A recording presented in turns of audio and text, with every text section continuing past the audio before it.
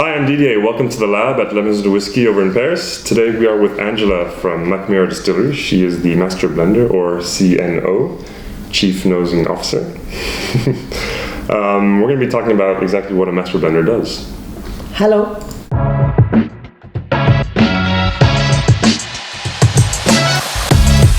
So Angela, Mackmyra produces only single malts.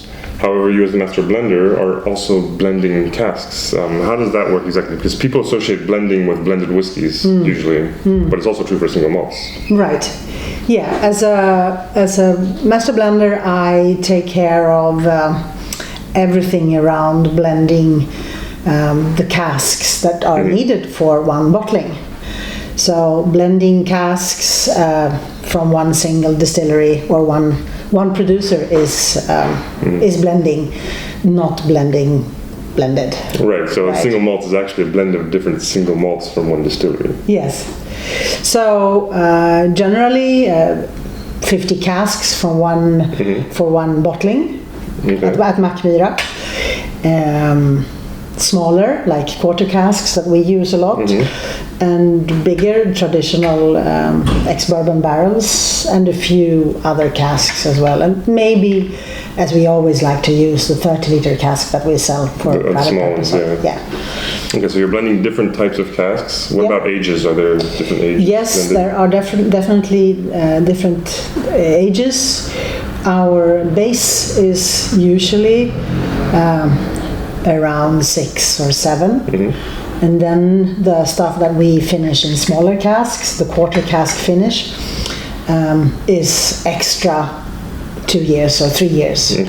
And then if we have something special in it, that might be older as well. And as a small distillery, we have to take what we have. Yes, so it's always a mix between 7, 8, or 6, 7, 8, and 15. And so actually that kind of leads to the next question. So the job is not just blending. No. It's putting away casks as well and kind of managing all that as well. Yes. So I'm, of course, in the planning from the beginning. So every time we have new ideas on buying new casks, I'm involved. I'm not doing the actual buying, but I'm giving my blessings. Right. Yes. So, like for example, this just came out here. Yes. The Mackmyra green tea, which is a cask that contained a mixture of green teas, if I understood correctly. This is something. There are no such things as green tea casks, of course. But I just love and happen to get to know really fine green tea when I was in Japan. And I thought it had sort of a relationship in the aromatics with fine whiskey. So therefore I thought maybe I could do a green tea whiskey. So what I've done is that I've taken 4 different fine green teas and I've macerated them. So I've done like a maceration with sencha, with hojicha, with gyokuro and matcha. And so first I started the experiment in 30 liter. And then when I saw it was fantastic, I scaled it up to the quarter casks, 128 liters.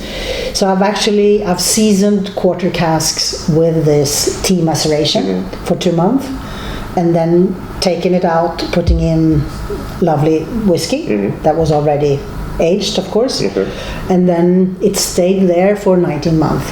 Oh wow, okay. Yes. So there's a lot of little projects like that you can kind of bring creativity. And, yes. And then I do other things. I educate, like here now. I educate what we're working with.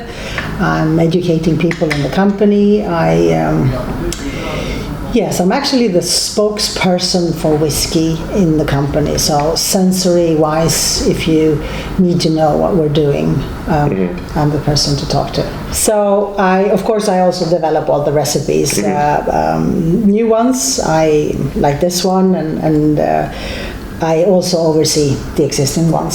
So that it stays constant. So yes, exactly. So that they stay, and if we have something happening, I'm the person who need to know what we need to change or what we need to do. So I want to talk about this whiskey as well, which you released earlier, the Intelligence, which was limited edition, and which you got some help from AI. Yes, actually. So yes. AI master blender. Yeah, yeah. So when's it going to replace you, or actually, what's missing that computer can't do really? Well, there's actually a lot the computer can't do. So Well, it has no nose, first of all. no, first of all, it has no nose. It has no taste buds. It knows nothing about sensory, except for all the information that you give it. So I've been the mentor for this project and the supervisor, and I've actually decided which recipe from the AI program was going to be used. Okay. Because we had many hundreds of AI recipes coming out as suggestions after we gave all the parameters, like all the recipes that we had done until that year, so over 70, with all the reviews, all the customer tastings, all the medals, all the casks, all the ages, just all the parameters possible was fed into this computer program. And then the program thought it would be smarter than me and gave me a lot of suggestions on. You gave me 100 recipe. suggestions. Yeah, no, hundreds. Playing it pretty Many safe. hundreds of suggestions, yes. Which I then saw were, a lot of them were not interesting at all. And for example, one thing, it thought that since all of our smoky bottlings had got a lot of medals, it thought, let's put a lot of smoke into it. But then if you put a lot of smoke into it, it's like using all these fine casks that it also suggests. It's like a bit of a waste. And then we thought the first AI whiskey was not going to be that smoky. So I added the parameter max 2% of smoke. Okay. And this one has 1% of smoke. So actually, I think the AI is a fine tool, but it's a tool. Yeah, so it's like a calculator or something. Yes, it's a great tool, and probably something that you could have a great help with if you had your own AI program. I have like many hundreds of weird recipes still in my cupboard, but I will not continue to use AI right now, at least. Yeah. Okay, well, thanks a lot, Angela, for coming and talking about what you do. Thank you for inviting me. If you like what you see, give us the thumbs up. Follow us for more. And we have a quick question for you. When we talked about smoke in the whiskey, immediately people think about peat and Scotch whiskey. I think you do things a little differently at Mackmyra. We do. So if you think you know what it is, put it in the comments. And we'll see you next time. Goodbye.